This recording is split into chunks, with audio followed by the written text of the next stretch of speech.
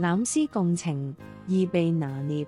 我係子琳，今晚嘅藥方係過分同情旁人，好容易被心術不正之人利用。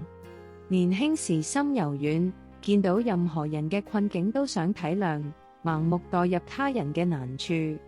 接觸多咗先識分辨，好多人善於裝可憐博取同情，借你嘅善心索取好處。若你習慣毫無底線共情所有人，就會成為他人隨意拿捏嘅軟肋。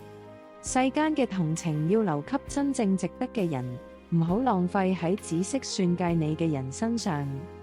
兩個人相交舒服，唔係一味體諒，而係互相懂得分寸，彼此真心相待先係緣分。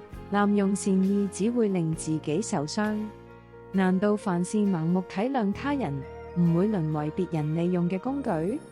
我係子琳，理性待人，守住底線，點個訂閱，願你從此百毒不侵。